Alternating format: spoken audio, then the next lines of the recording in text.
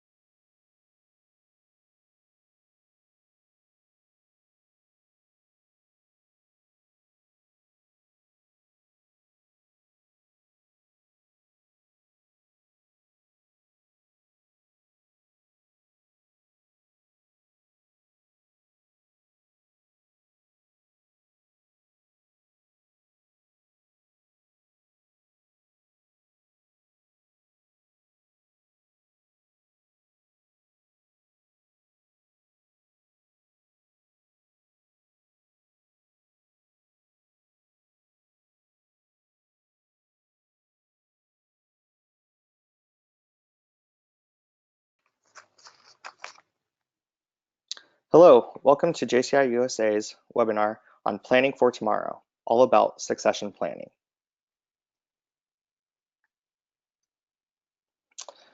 My name is CJ Hoffman. I'm the JCI USA Presidential Assistant.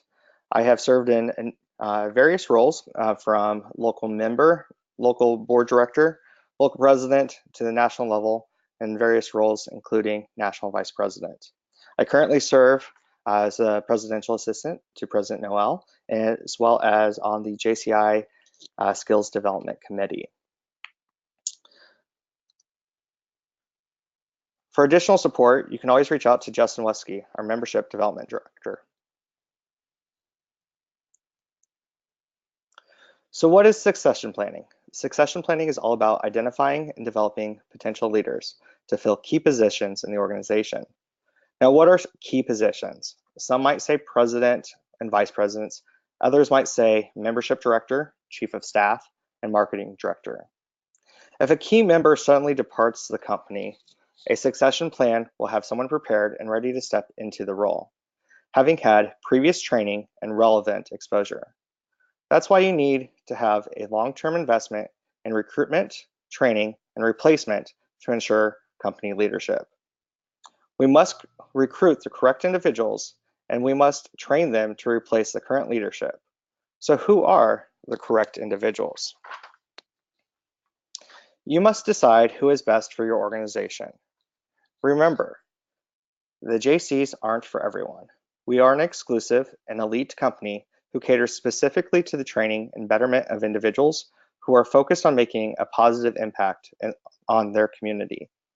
These are the people who can be trained to replace the leadership. You can usually find enough people to run any project, but the challenge is finding the people who will lead our company when we're gone.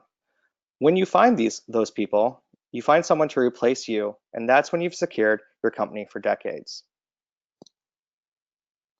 Tonight we're going to be talking about what is succession, its importance, the benefits, integration with strategic planning, and helping you create your own plan.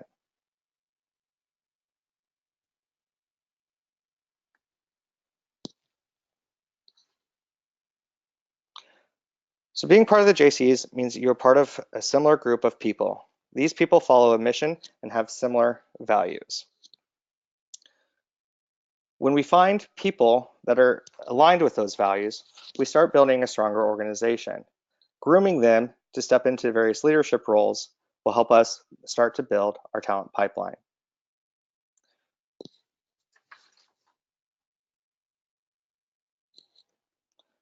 So succession planning is, again, all about identifying and developing potential leaders to fill key positions in the organization.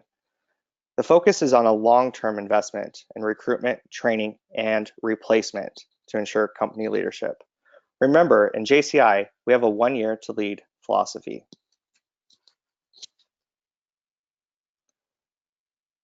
So why is it important? Succession planning just isn't important for when executives leave. In order to expand your organization, you must have individuals ready for the roles that need to be filled. Having a developed internal talent pool ready allows for execution of the plan and provides the flexibility needed to move the company and keeps placing people into higher level roles. For example, if your organization wants to implement a new membership payment system, how long would it take? Is it a bylaw change? Is it an executive team vote? Would it take a week, a month, or 6 months even? We need to keep our talent pool ready to make these changes as soon as possible. Another example, what if the decision or plans you're currently working on will extend to a completely different board of directors? You must have a group of people who are always being trained and always moving forward.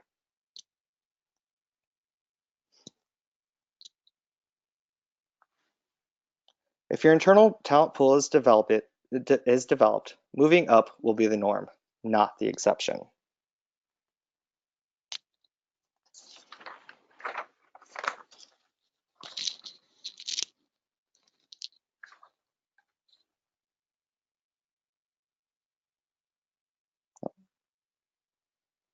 Sorry for skipping ahead.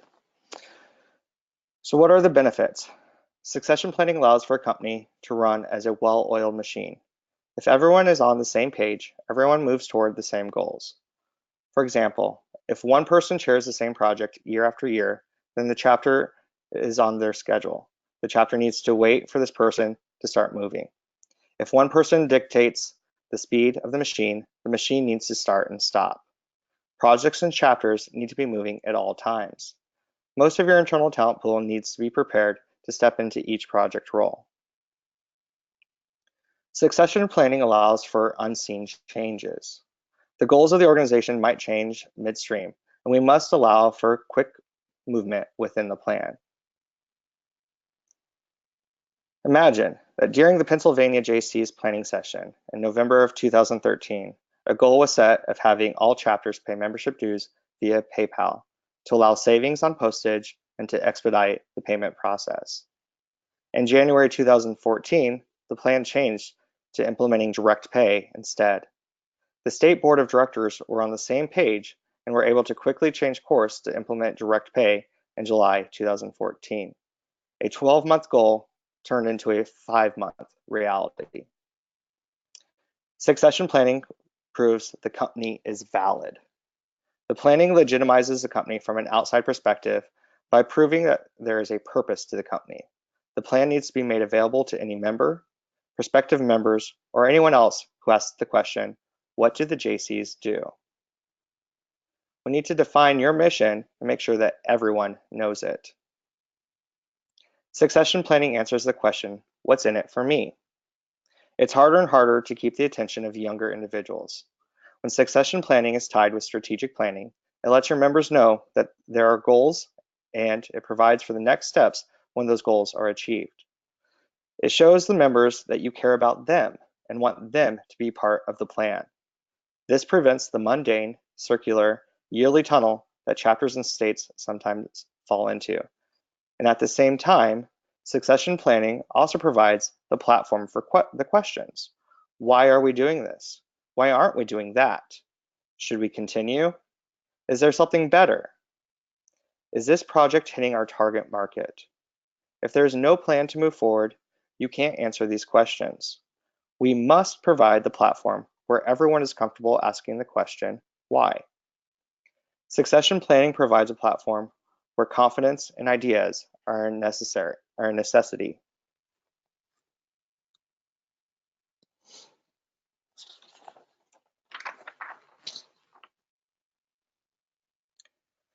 So integrating our succession planning with our strategic plan. So what is a 1, 3, or 5-year strategic plan? An organization's process of defining its strategy and direction. Succession planning, or also known to your members as just one part of a strategic plan, and making decisions on allocating its resources to pursue the strategy. The strategic plan is where you'll determine and allocate what resources you'll need to accomplish your goals. And it also extends to control mechanisms, where we provide checks and balances to our organization. And for guiding the implementation of our strategy. The guide is the timeline you apply to the steps you'll take in completing the goals that will be implemented. Here's where we take the best people in the best position in order to implement the strategy in the best possible manner. We talk about succession planning and making sure we have the best presidents in line, the best membership directors in line, but we first need to know what the plan is. Who's a better membership director? The person who is shy and can't talk to people, or someone who is out there every day trying to meet new people? This is where succession planning and strategic planning come together. In slide number 2, we talked about how succession planning is all about identifying and developing potential leaders to fill key roles in the organization. But first things first, we need to know what those key positions are before we train people for them. How do we do that? We first must have a plan.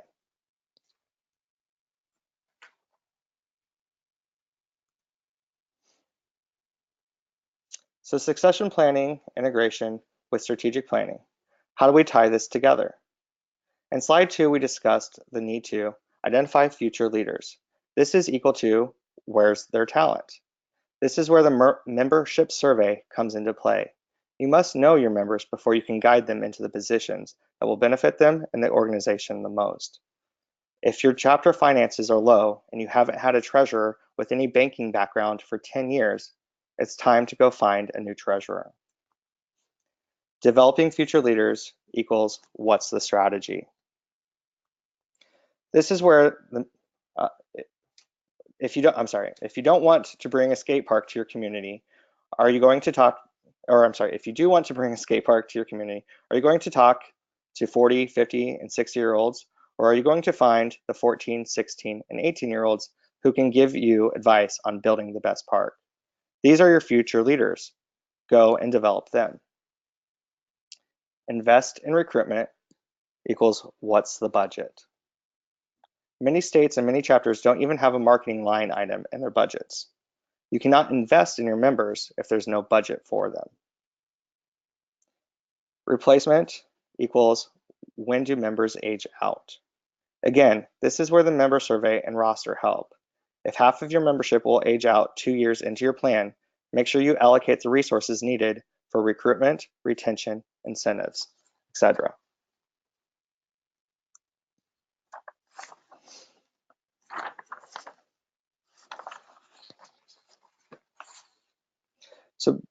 So building our succession plan. So building and implementation. We first start with defining the plan. We need to identify the fundamental attributes for your company.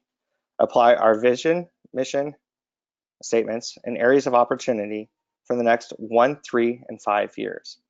We already know the mission and vision of the JCs. We want to apply the mission and vision to your specific areas of opportunities. This is where you need to have a big blue sky approach to what you will accomplish over the next 1, 3, and 5 years. Talk about that $1 million project. Talk about having 100 members or 100 chapters. Talk about your competition. Who are the young professional groups in your community? The Kiwanis, the Lions Clubs, the churches, other 501c3s. Any group that has a member between the ages of 18 and 40 is our competition. Have a conversation of why you continue to run the same projects year after year. Have the conversation of why you joined. Is that project still going on? Why or why not? This is where you throw out every idea you've ever had. You must encourage everyone to do the same.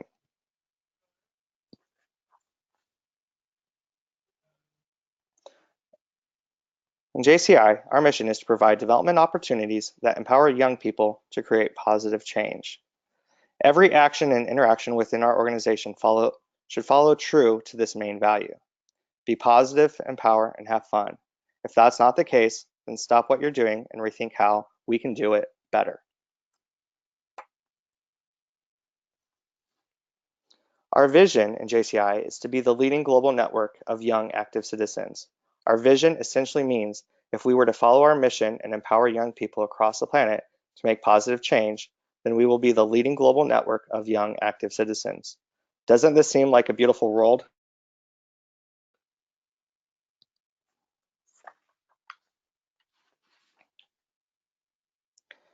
So we started with defining the plan. Next, we want to set the goals.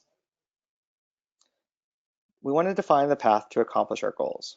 We want to define incremental steps for each goal and define how the goals will be achieved. We want to explain what is needed to accomplish each goal. For example, if our 5-year goal is to allocate 10% of our yearly budget to marketing, and you currently have allocated 0%. In year 1, our goal is to get a marketing into the budget where we allocate at least 1%. Year 2, we bump up that goal to allocate 2%. Year 3 to 5%, year 4 to 7%, and year 5 to 10%. In order to hit these goals, there may also be a new revenue project needed or a cut in expenses elsewhere. This is the point of strategic planning. We want to set the long-term goals, then define how we'll get there.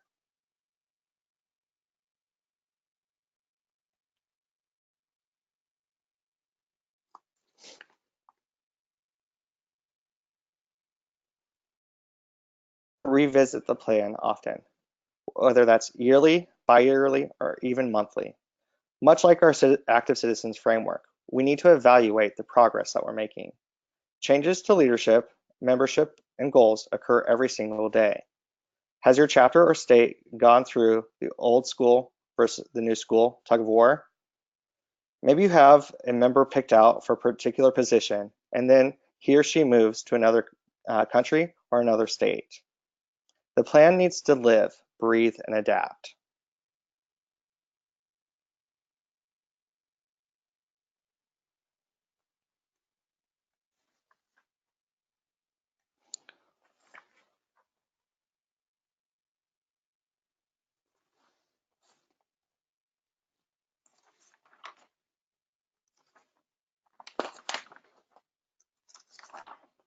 So we're going to work on building a succession and strategic plan.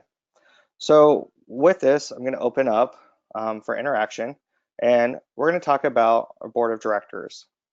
Now, Laura, you had mentioned about getting people motivated and excited to even step up to the board of directors. I'm going to unmute you, and if you have any thoughts on what young people care about when it comes to leadership organizations, let's start the conversation there. So what are young people looking for when they join an organization like JCI?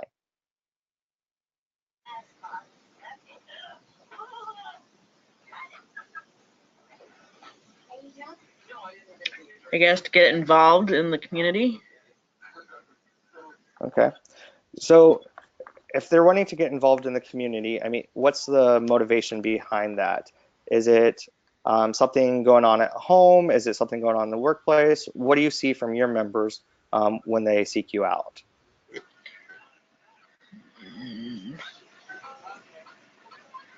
I guess more people of their age group. Not so much Rotary, who's more of getting together at lunch and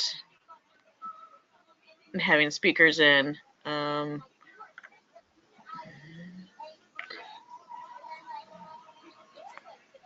Okay, so what I hear you kind of talking about is that we're looking for people like us. Um, so which I think is core tenet to everything that membership organizations are about, is that people join people, right? We don't join something just because they're offering a single presentation. We don't join something because we saw a flyer somewhere. We join something because we met people that we get along with and we like to spend our time with, right? So, um, so tell me, what's going on in your community when you talk about Rotary? It's often that breakfast or lunch type of group where a presentation. What are the JCs doing that's different?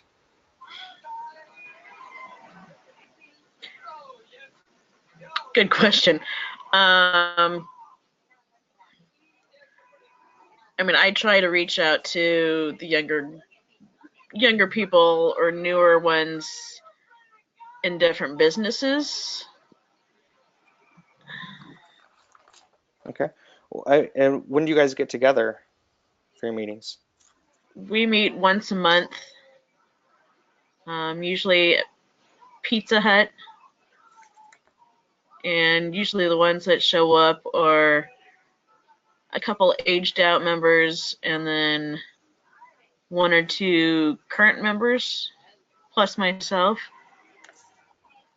Okay. So tell me about your city. We talked earlier, you're from Nebraska City. How is it a small town? Is it a big city? I'm not familiar with it. There's 7,000 plus members, well, people in Nebraska City. I live outside of town. Um, Okay. So is Pizza Hut a place where a lot of people ages 18 to 40 hang out? no, So so where in Nebraska City where's that demographic hang out?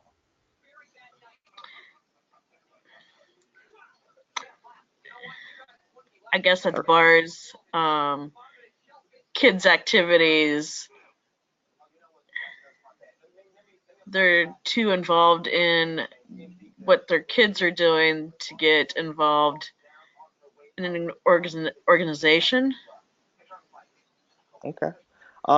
So I'm going to challenge that line of thinking because kids are one of people's greatest motivators, right? So think about all the money that we will invest in our kids. Think about all the time that we'll invest in our kids, right? There's clearly a motivation factor that we care about that, right? Um, so what we need to do is tap into that motivation. So if in your city young people are either I'm guessing maybe single or newlyweds where they're maybe spending more time doing social activities like going out to the bars, and that kind of it might have a little more discretionary spending capabilities, right? They're going to be in there's one way to reach them and or different places to reach them, right? But if we want to talk about younger people who have kids and have started their families, the place to reach them is really going to be around their kids' activities. So their school, their extracurriculars, their own kids clubs, right? So have you guys ever thought about doing something around PTA where maybe a lot of those parents would maybe be gathering, or is there active PTAs in your community? There is active, at least one active PTA group in town with the public schools. Okay. Um, so what kind of involvement does the PTA get? Um, I'm not real sure because I've never attended a meeting. Okay. I never had kids, so I never got into involved in that side of Okay. the school system. Okay. Well, I would add that on your list of things to do is reach out to the PTA and ask if they have open meetings, and let them know that you're the president of the local JCs and that you're all about wanting to make the community better. And you know that the kids in your community and their future and having a good education is something that is aligned with that, and that you're wanting to learn more about some of the things that parents in the community care about. Most PTAs tend to have open meetings.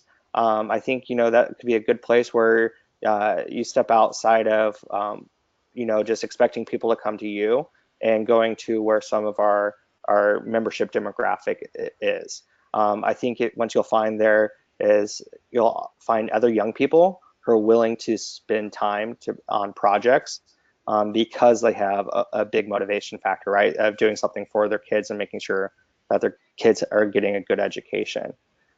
So I think that could be a recruiting source for you on how do you have conversations with them about what is it that youth, kids in the community really need outside of school, right? PTA is only going to be taking care of them before and after school, or maybe for immediate activities, or maybe some family programming from time to time. What are the needs of kids on a day-to-day basis when the PTA isn't planning programming and support? And is there a vacuum or a space that maybe the JCs can get involved?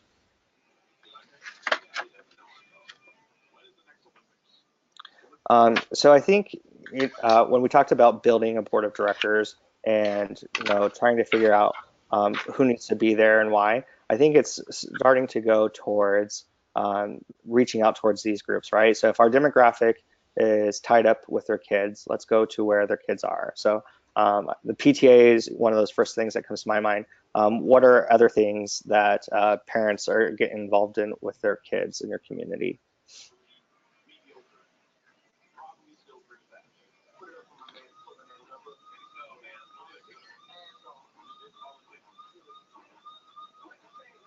Do you guys have sports leagues or anything like that? Um, City Rec has usually basketball and volleyball. Um, JCs do the summer T-ball leagues. You've got a captive audience right there, right? You guys are providing programming for their kids. That is awesome. How many parents get involved just because of that summer ball league?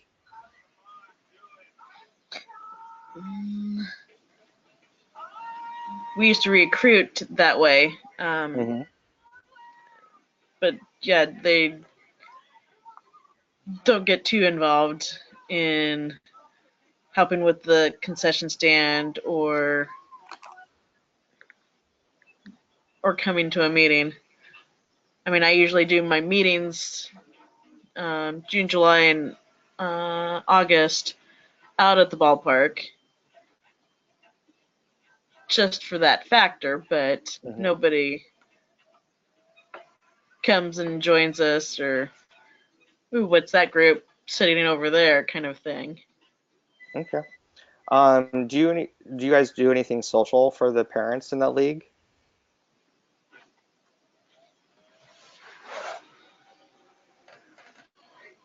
No?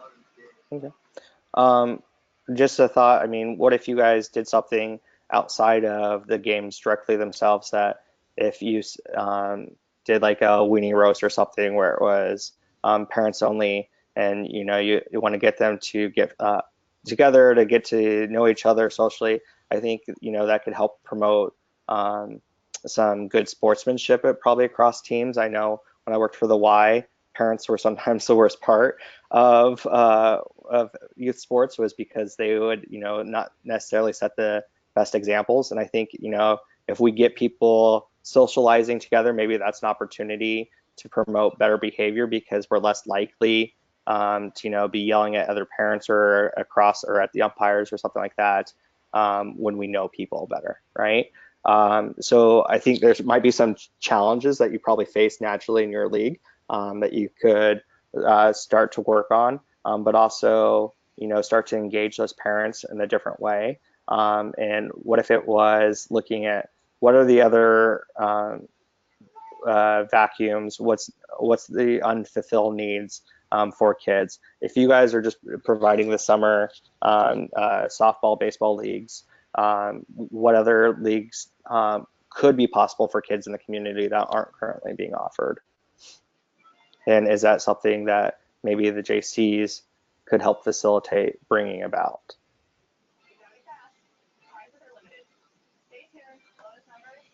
Do you think more parents would come if you kind of just promoted something as a social to get to know other league parents and to provide ideas on what else we could do for their kids?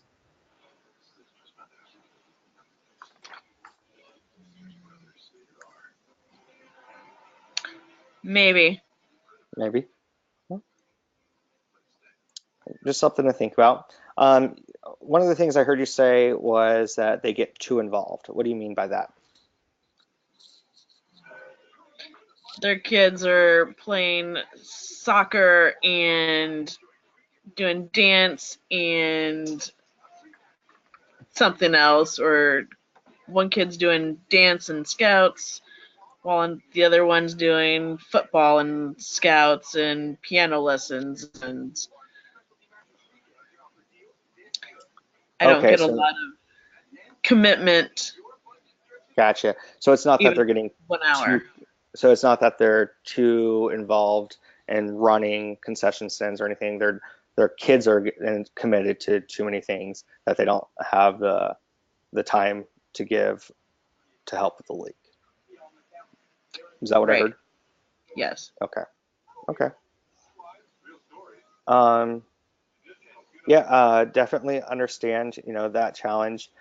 Kids are busier and busier these days, and I think sometimes we probably over programming our kids, and that creates time constraints within families. Maybe helping find some solutions or organizing some solutions to that could help out some parents. I don't know if you guys do anything like carpooling or help arrange that for practices or games.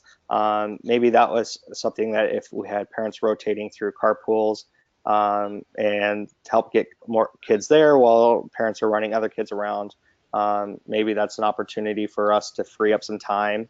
And maybe, if that parent's going to be there anyway driving kids, is there something that we could engage them with to help take care of fields or help take care of concessions or something like that? So, just a thought. So shifting gears towards the other end of our demographic, so those young people without kids. You said they go to the bars. Is that something that is like right after work, or I mean, what do you see young people doing?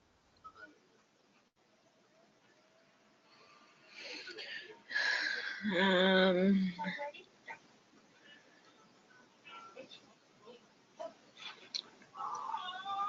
I don't get out too much because I'm either working or doing something else.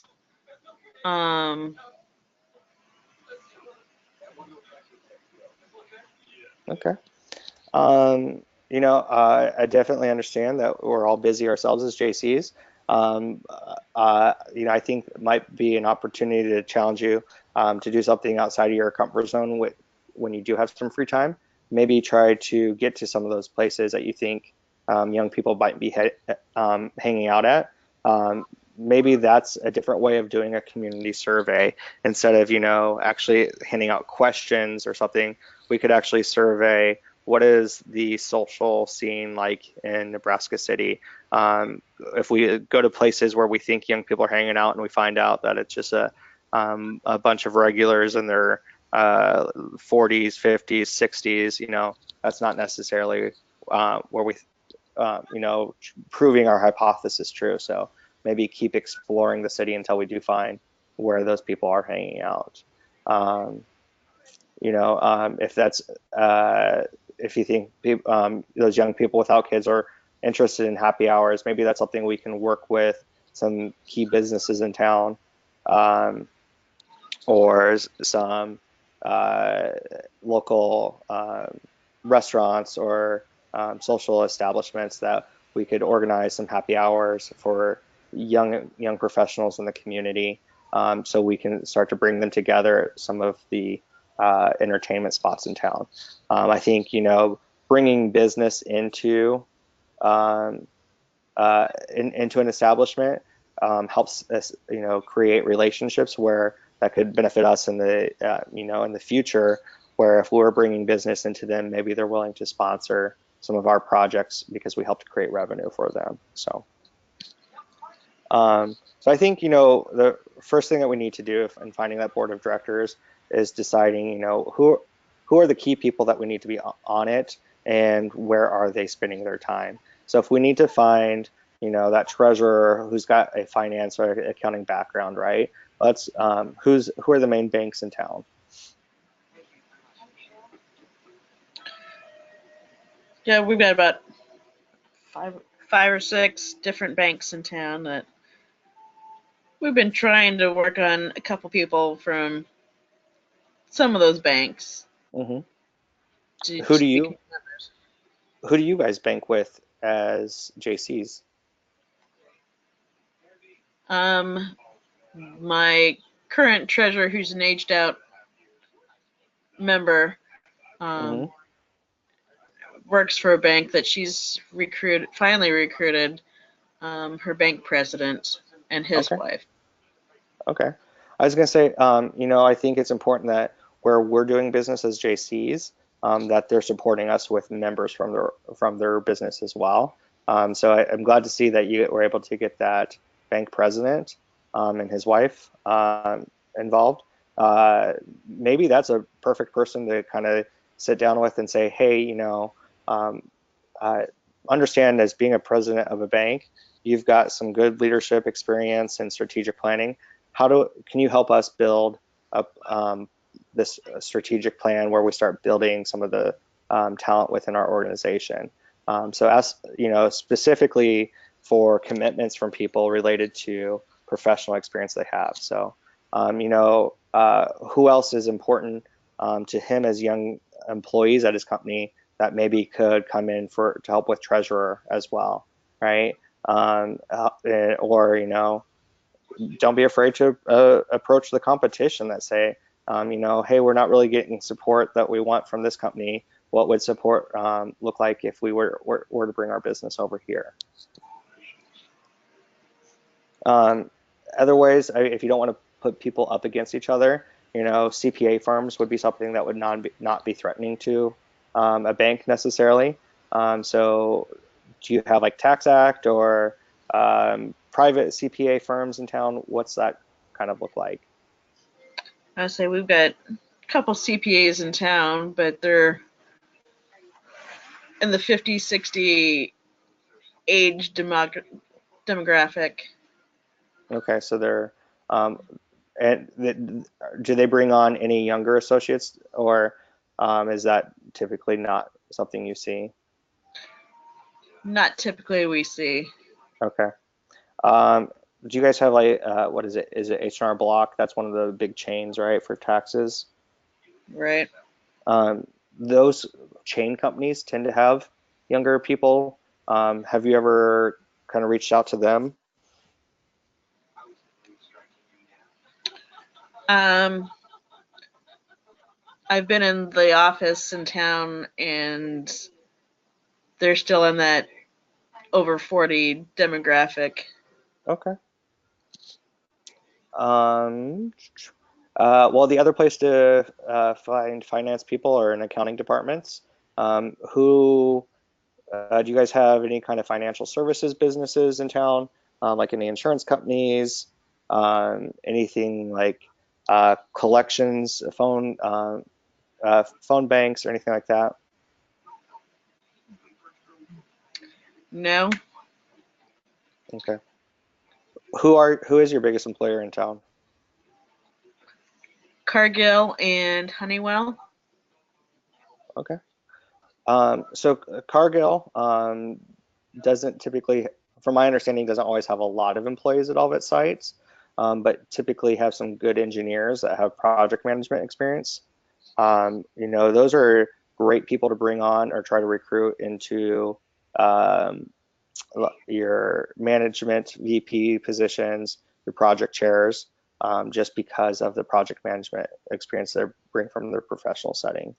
Um, uh, do you have any contacts at Cargill? I know a couple people. Okay. Well, if you want to follow up with an email after this to me, just as a reminder, I have a few people that I know that work at Cargill, so I can put some feelers out and see if they know anybody specifically in Nebraska City. We've had a number of Cargill engineers here in town or ourselves that have been JCs, so I'm sure if they know anybody, they'd be more than happy to provide some referrals. So. Um, So how many people does Cargill employ there in Nebraska City? Roughly. 300. Dear. I'd say over 100. Okay. A So couple different shifts. okay. So their HR department would be a good one to reach out to, because they probably have someone that's doing recruitment work. And HR recruiters are perfect recruiters for the JCs as well.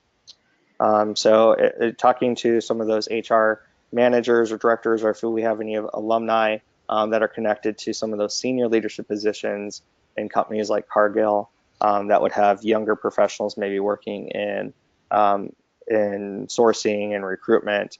We can try to use those connections to say, hey, who are your young professionals that you want to develop as community leaders, right? HR's departments are often really good allies too. If they don't join themselves, they usually want to encourage their employees to get involved in organizations like the JCs, because the more connected their employees are in a community, the more likely they're going to stay there and be loyal to that company. So, I would try to do some outreach and set up some meetings. If you can make some phone calls to some of those HR groups or office managers at some of those different places, and really think about, ask them, who are some of the young people you can connect me with that work for you, that would be interest, that you want to see grow as leaders, and how do we get them involved in the JCs, and then using that names list to make phone calls and send some email invites and invite them to specific things. Get to know them as people and what they care about. Figure out if they have kids, or if they're looking, or if they're young and single, or maybe not single but no kids yet, and have more kind of time that they're spending on social activities. And then, as you're finding out what people want, I think that's where some of the first real successful planning comes from, is building social events around those people and getting them connected to each other, and get them talking about their ideas of what could be better about Nebraska City.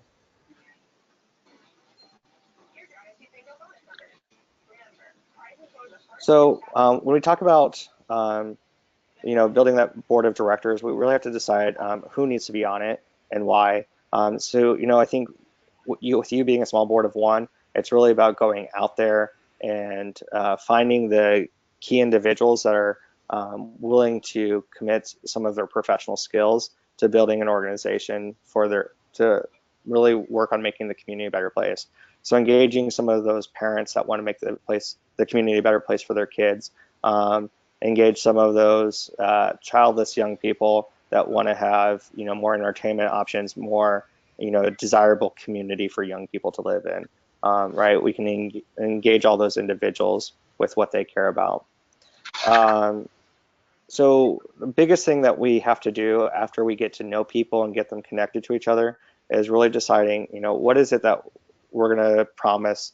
What are we going to offer, right?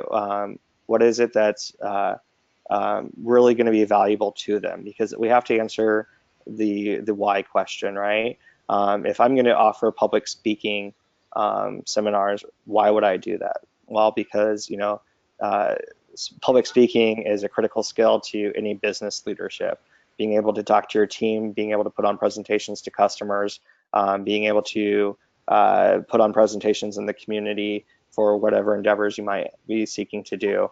A lot of businesses have to go before city council to seek different permits, so public speaking would make sense to really hone some of those skills, right?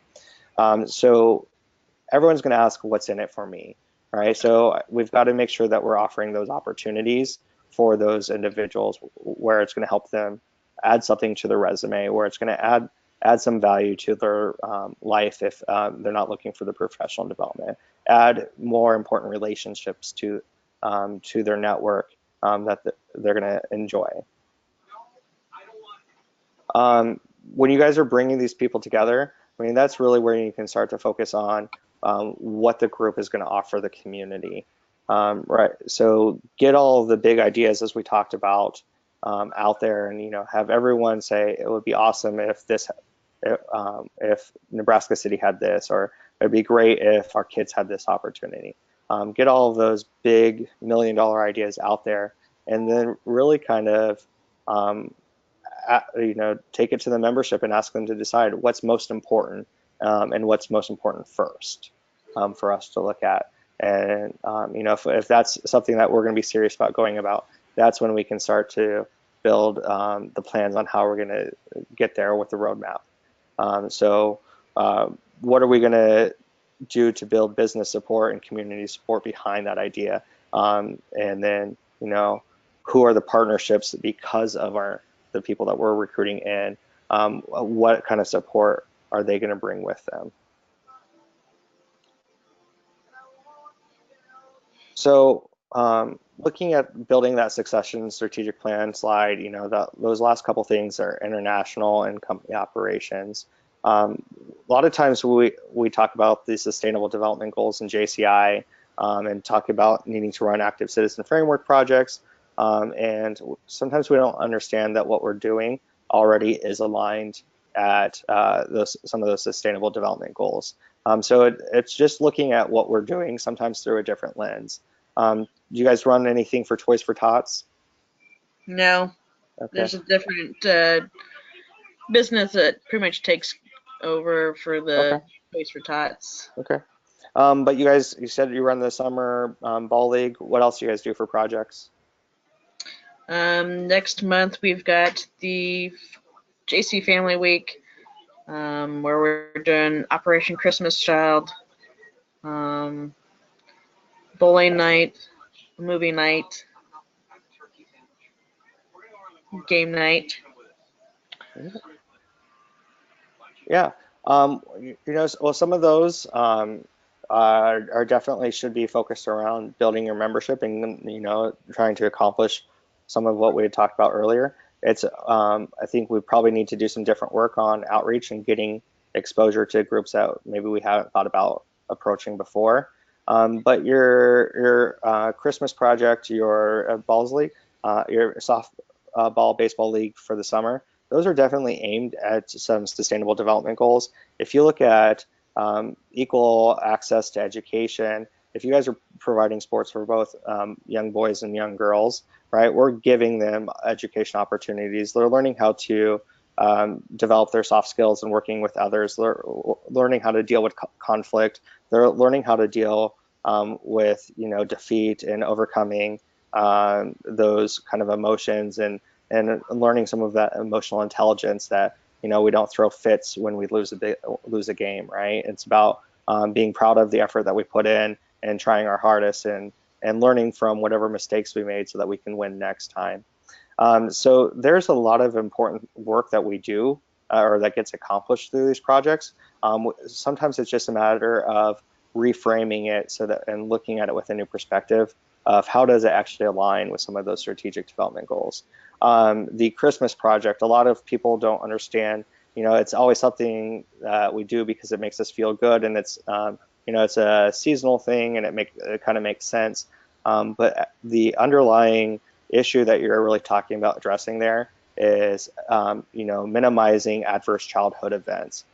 Kids that don't wake up on Christmas morning and have gifts under the tree can be a traumatic experience growing up, right? And the more traumatic experiences children have, research shows that they're more likely to take risky behaviors later on in life.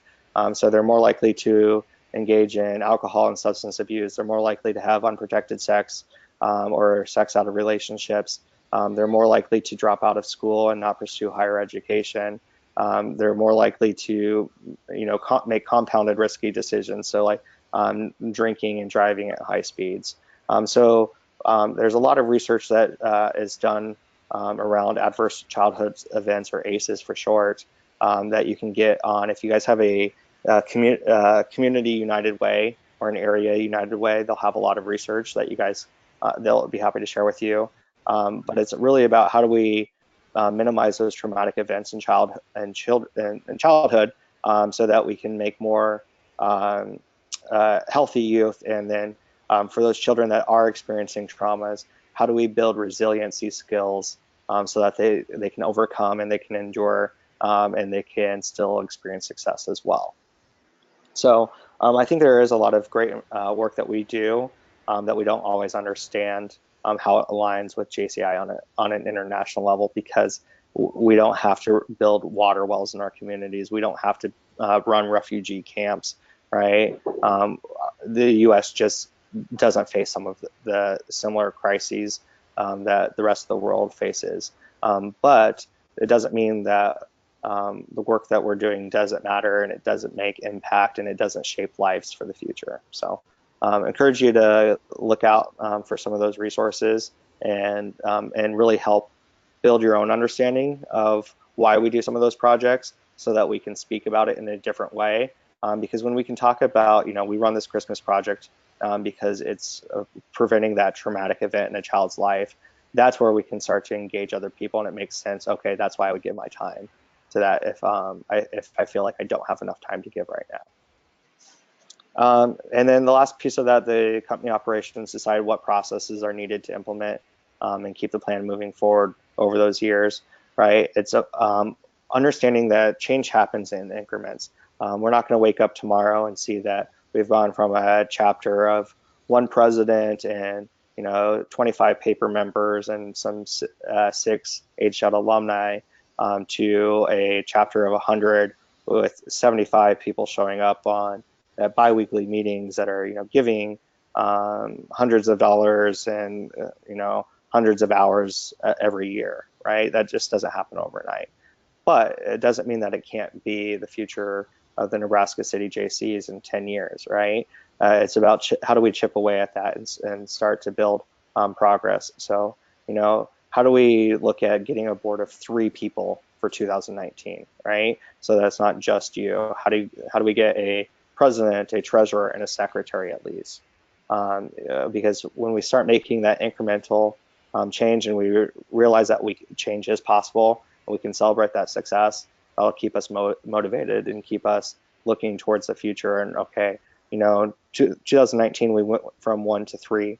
2020 we're going to go from 3 to 5 board members, and from 5 to 7 or 8, and from 8 to 6 director or 6 officers, and 12 chairs or something like that, right? We can start to see that incremental change over time. But it's important that we realize we're not going to take too big of a bite right at first.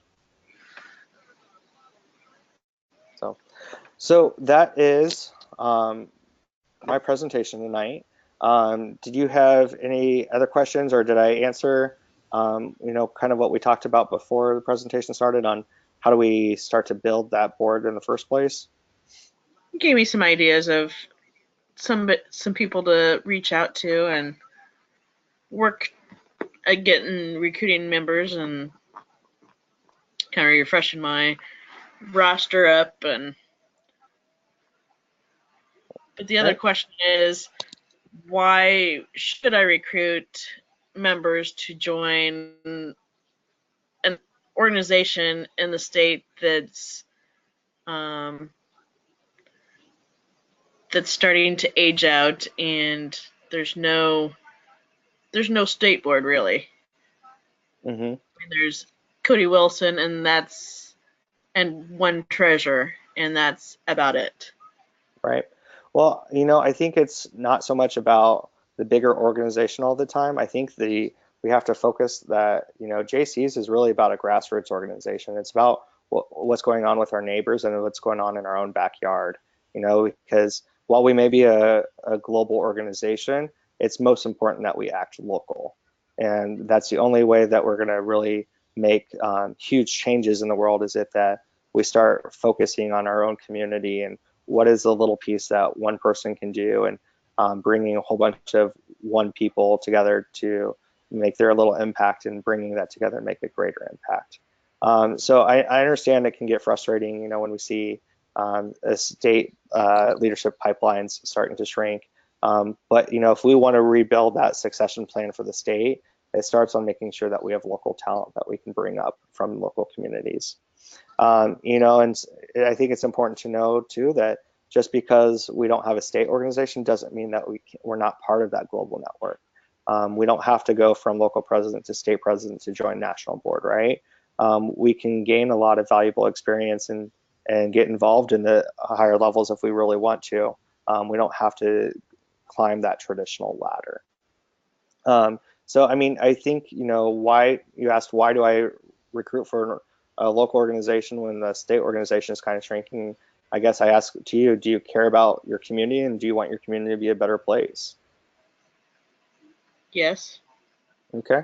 I think that's a question you ask other people, young people, right? Do you care about Nebraska City, and do you think Nebraska City could be better? Do you want it to be better, right? Now what does better mean to you? I think starting conversations with, that really starts helping people understand, okay, why would I get involved with JCI? Makes sense. Okay. Well, I gave a ton of information at you. I hope it all kind of made sense, but I think it's a focus on where do we start and how do we stay on track.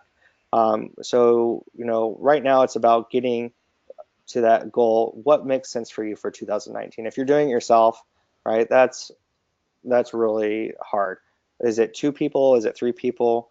I think you sit down and write that first goal for you of what's most important that I build for a board for next year, and what's really doable. And I think, when you realize, okay, I just need to recruit 1 or 2 more people, and we can start building some momentum, right? I think that becomes a lot more undaunting of looking at how do I rebuild an entire organization. So staying on track all goes back to where we started, creating that plan, writing that plan out, and pulling that plan out and evaluating ourselves. When we're driving down the road and using GPS, we don't just turn Siri off when we get off on an off ramp, right? And think that we have it all figured out. We keep that GPS going, and we continue to follow those prompts and check ourselves that, yep, my car's on that blue line following that road path. So, and strategic plans and succession planning all works the same way, that we have to keep looking back to that map and asking ourselves, are we on the track that we mapped out for ourselves? All right. Well, if you have any other questions, I'm happy to deal with those. Otherwise, thank you for your time tonight. I appreciate you being here, and I hope you can take this back to your local chapter and start to implement and make some progress. Thanks. Thank you. Have a great night. You too.